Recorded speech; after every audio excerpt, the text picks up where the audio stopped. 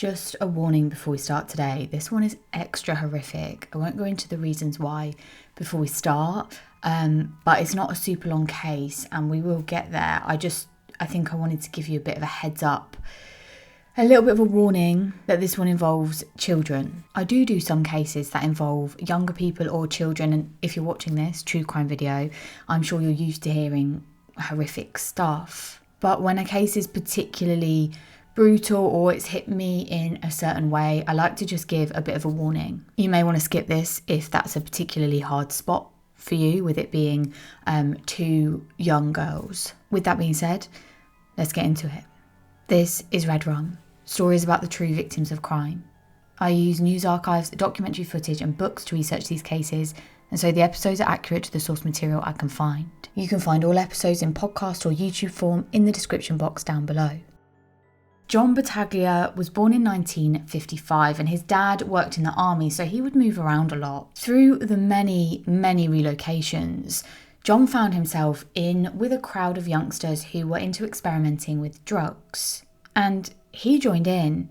He often took drugs with his friends, and one of the drugs he took was smoking weed, but he did also move on to some harder things as well. During this little stint with his friends, he actually went on to university to study accounting, but whilst he was there, because of his drug taking, he found he just couldn't concentrate, he wasn't going in all of the time, and so it wasn't long before he dropped out. But soon after he dropped out, and John was still taking drugs on the regular, he was found out by police, and this scared him so much so that he kind of realised he needed to get a grip on his life and change things. Eventually, he made the decision to quit drugs and start with the Marines. They offered structure and discipline, and he really poured everything into his time that he spent there. Because of this, he moved up quickly and he was soon promoted to sergeant. And after that promotion, it seemed that John's family and friends really thought that he'd kind of taken a step in the right direction. He had something that he seemingly loved to focus on, but this wasn't actually the case. John was interested in money, and being in the Marines meant that it was never going to be able to afford him the life that he actually wanted. And so he quit the Marines and instead focused his life back on accounting. Now, John knew that if he got his certificate in accounting, then he would do well in that field, and it had the potential to earn him a lot of money, and he really did succeed in this. He successfully qualified and he began working pretty solidly. Now, alongside this sort of accountancy journey, he met this woman called Michelle, and he soon asked her to be his wife. She agreed, and the pair moved to this really big house in Dallas. It was bigger and more luxurious than anything that they'd ever lived in before. They got a new car, they decorated the house exactly how they wanted. This included a bedroom for their new baby daughter, Christy. But after the shine of the new and luxury had worn off a little, John began to become easily angered, and he would lash out quite often. He even became physically violent towards Michelle, and he would lash out aggressively at her. But this, although it started inside the family home behind closed doors, this soon leaked out into the public world, and John didn't seem to care at all. In fact, one time he was outside the school gates of his daughter's school with Michelle, presumably waiting to pick Christy up. And for some reason, it's not reported exactly what that reason is, but for some reason, John became furious and he attacked Michelle right there in front of tens of people. There were a lot of people there, but John didn't seem to care. And the attacks then just progressed in severity. One time he even broke Michelle's nose. Now, it was a good few years into the attacks, and Michelle happened to be in hospital from another injury that John had caused her when finally police approached John. John was taken into custody and he was given 2 years on probation. Now, Michelle used this kind of break in aggression and violence to leave John, and to be honest, he didn't really seem to be that bothered. He went straight out looking for his next partner, his next wife, who would unfortunately become his next victim. He met a woman called Mary Jean and the pair married. Now, of course, he presented himself as the perfect husband, and the two tied the knot and they had 2 children, Mary, Faith, and Liberty. Now, to the outside eye, this family really seemed as though they were living the altogether perfect American dream life. The reality, of course, was very, very different. John's violence and aggression towards Mary Jean had started soon after their wedding, and it had continued and gotten worse. It was becoming more and more frequent and more severe, and things got so bad that Mary Jean told him that she could not live with him anymore. In fact, she couldn't be around him anymore and she wanted a divorce. She filed for divorce in 1999 and they began the sort of divorce proceedings. They would live separately, but they would both still see the girls, with Mary Jean having most of the custody. Now, this next part, I couldn't see specifically why, although presumably it's because Mary Jean didn't want to see John because of his violence towards her. But it seems that John would come to the house to pick the girls up, but he was not allowed inside. Instead, he'd have to wait outside, and when the girls would see him coming, they'd grab their backpacks and they'd go out to meet him. But it was on Christmas morning in 1999 that John decided he'd had enough of waiting outside. It was Christmas, and for whatever reason, he decided that today was going to be the day. He was going to head inside the house. He marched up to the front door, made his way inside. And once he was inside, it's likely that Mary Jean confronted him, telling him that he wasn't allowed inside and to get out. After all, it had previously been agreed that he would not come inside the house. Either way, the pair started arguing, and Mary Jean could probably tell that the situation was getting out of hand. It was getting more and more aggressive. And so she decided to take herself away from that situation, and she went to walk up the stairs. But John, who at this point is losing control, walks up the stairs behind her. And before she could escape him, he grabbed her and pushed her down to the floor. He began to punch her over and over again in the back of the head, all whilst their two girls, Mary, Faith and Liberty, were watching the entire time. This attack in itself resulted in another arrest and probation, which lasted for a further 2 years. Now, he was still allowed to have contact and visit the girls, but he was not allowed any contact with Mary Jean. So this man, who's been arrested twice for violence against his partners and has had a court order ruling to not visit one of his most recent victims, he decides he's going to ignore that order. I suppose given that he's never actually been given prison times for any of these brutal attacks that he's committed, just probation, he probably doesn't think anything's going to happen to him in terms of actually going to prison or anything like that. He was clearly so convinced of this, or to be honest, we're not sure, we just don't know. Maybe he just didn't care, but whatever the reason was, whatever reason he came up with in his head, he eventually ended up calling Mary Jean a number of different times. And if she didn't pick up, he would just leave voicemails. They were always abusive, they were often full of lies, and they were just outright vile. Thankfully though, Mary Jean knew what this meant. He'd been on probation whilst he'd done this, and it was in his terms that he wouldn't contact her. So she called the police to report that he had violated his probation, and they did put a warrant out for his arrest. And it wasn't too long before he was brought in. But this didn't last for long, and as soon as he was free, he again began calling Mary Jean over and over again, even though he still wasn't allowed as per the terms of his probation. The thing Mary Jean seems to have found quite difficult was that although she didn't want anything to do with him, she didn't want her daughters to not have their dad in their lives. As horrifically abusive as he was to her, it doesn't seem he ever hurt the girls to this point. And the surrounding family members and friends understood John to be this loving, caring, doting dad who had absolute unconditional love for his two daughters. Mary Jean knew John's behaviour towards her was not good, it was not acceptable.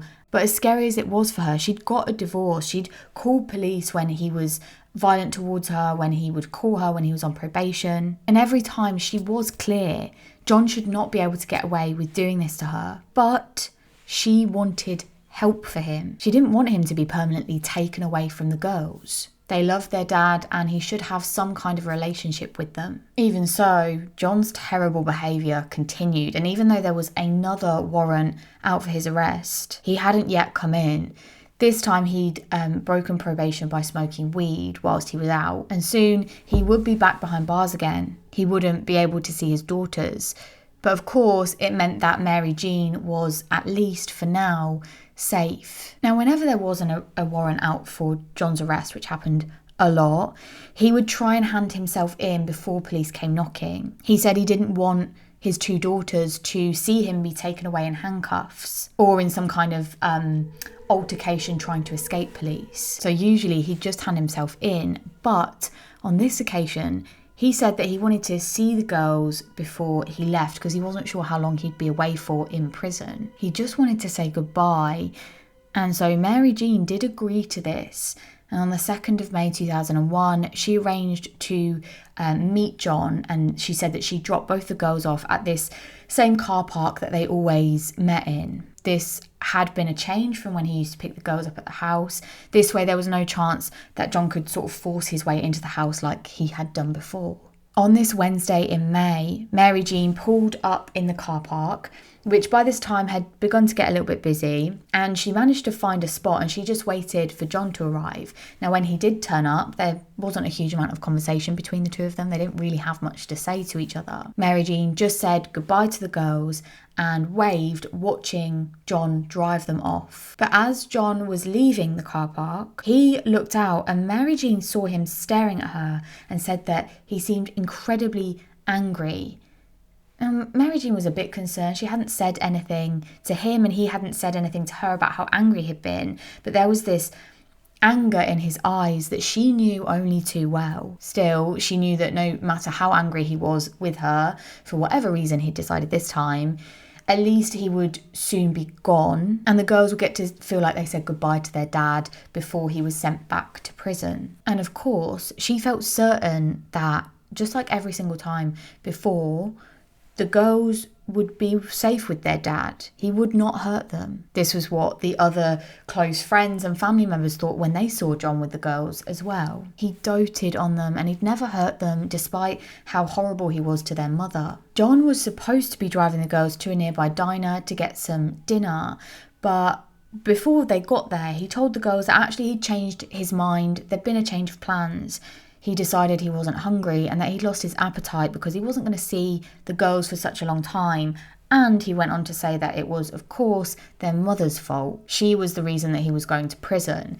Now, what Mary Jean didn't know was that someone that they mutually both knew had tipped John off about some information. This person had told John that Mary Jean had called the police and told them about the harassing phone calls. Of course, a breach of his probation terms. This had infuriated him. He knew this would all be taken into consideration when he was back in police custody. He convinced himself that this was Mary Jean's fault, not his, for doing the thing, for dialing that number, for actually saying those words, being vile on the phone, for breaking his own probation terms that are only a thing because of his previous behaviour, because he liked to beat on women that he claimed to love. In his tiny little mind, he actually believes that this is Mary Jean's fault. But when he drove into the car park on that Wednesday afternoon, he decided that he wasn't going to say anything right there and then. In fact, he intentionally kept what he knew a secret,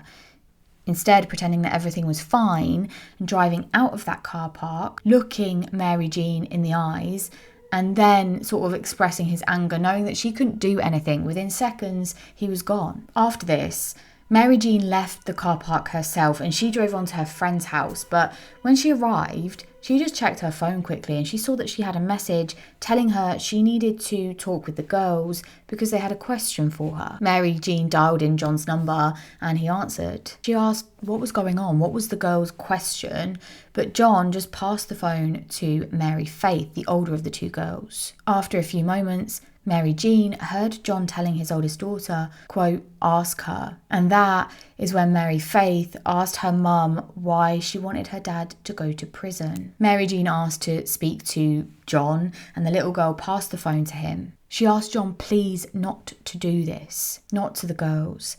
But there was no response. Instead, she could tell the phone was still connected because she could hear movement in the background. But then she heard her daughter's voices, quote, no, Daddy, please don't do it. This terrified Mary Jean. She didn't know what John was threatening to do, but she just needed to get the girls out of there right now. She screamed down the phone for the girls to run, for them to run as far away as they could from their dad. She then heard more crying and screaming from the girls before popping sounds and then silence. After a few moments, the haunting sound of John's voice came through the phone. Quote, "Merry fucking Christmas." She then heard more popping noises and she quickly hung up the phone so she could call emergency services and tell them they needed to go round to John's place immediately. What Mary Jean didn't know was that after John's vicious attack on his own daughters, he had then called the girls' bedroom phone, which was obviously in their mum's house, and of course he knew they weren't there and that the most likely person to pick up that message was going to be their mum. He then went on this rant, telling them, quote, "Good night, my little babies. I hope you're resting in a different place. I love you. I wish that you had nothing to do with your mother. She was evil, vicious, stupid. You will be free of her. I love you very dearly. You were very brave, girls. Very brave. Liberty, you were oh so brave. I love you so much. Bye." He knew the girls were never going to pick up that message. He knew the most likely person was going to be Mary Jean. She was going to hear this in her girl's bedroom on their phone. After that, John made his escape. He headed down to a local tattoo shop where he asked for 2 red roses to be tattooed on either arm. He wanted to get the tattoos of the roses for his daughters, he said. Now, police had, in the meantime, managed to find out where he was going to be at. They managed to surround this tattoo shop. But John, of course, wasn't going to go easily. There was no doubt of his guilt, and so he fought. I don't know what he thought was going to happen with this ton of manpower just feet away from him, and he is one man. And he's very clearly a coward. He's not going to ever get very far. Either way, he was arrested within just minutes. John's trial went ahead, and it took a jury just 19 minutes to convict him of capital murder, and he was sentenced to death. After the trial, Mary Jean was quoted as telling John to burn in hell, quote, "You are one of the most heinous murderers of modern times. I would like to say the next time you see me is when they put the needle in your arm, but I'm not going to waste the time to be there." But ultimately, when the time finally did come for John to be executed, she did turn up. She wanted to be there to witness it. Now, John had tried to argue just before his execution, he tried to argue a state of mental incompetency. But a mental health expert testified that they believed John was faking his symptoms. This was backed up at the hearing that there was evidence that John had used the prison library to research mental competence in capital case rulings. In February of 2018, John was taken to be executed. Mary Jean sat in to actually witness it, and when John saw her, he said, quote, "Hi, Mary Jean, and I'll see you later. Bye." After the fatal injection was administered, he was seen sitting up and smiling and asking, quote, "Am I still alive?" It was 22 minutes later that he was pronounced dead. Because of this case, because of these 2 horrific murders, a bill was passed, meaning that judges would have to consider history of domestic violence when considering whether or not a parent would be able to have a visit with their child unsupervised or not. Beyond this, as a direct result of the murders, a supervised visitation facility was formed. In fact, Mary Jean even joined the board. After that, Faith and Liberty's Place, another supervised visits facility, was established in memory of the 2 girls. Guys, I have to say that after last week's video, I got a lot of extremely kind comments. I appreciate it so much. I don't have a boss. I work for myself with Redrum and with my other work, so it's really great to hear if you're finding the cases interesting, or what you think of the content or the presentation, what you'd like to be different, what you're really enjoying. And if you've left an especially kind comment, please know that I am so grateful for it. And of course, I read every single one that I get. Oh, that also goes for case suggestions. As always, if you have one, drop it down below, or you can email me. You can find me on social media. All of the details are in the description box down below, as always. I don't really have a recommendation this week, but what I wanted to just say a little bit about is that I started to do these short videos. You might have seen them come up on YouTube in YouTube Shorts. It's always what's going on in the news, Recently it's been in the UK, but it's not always. In fact, next week I've got a couple of US cases going out. So it really is a mixture. They're always 60 seconds or less, and they're usually about murder or death or something morbid, because that's what we do here. I also just started using TikTok and posting them on there, and I only use it for Red Rum. It's such a better sort of platform for shorts than it is for long form videos like this. So if you're interested in that kind of thing, I post every single weekday over on TikTok, that sort of 60-second short. I'll leave that link in the description box below if you're interested. And if you want me to cover one of the short cases in full, just let me know. I'm doing them sort of as they come out in the news, so it might be a while before there's enough information, before the trial's been, before I can do a full episode, but do let me know and I'll add it to my list. Thank you to Tori, who's already done that for a couple of shorts, and they are on my list. As always, thank you so much for being here and supporting Red Rum. Other than that, I will see you next week for another episode of Red Rum. Bye.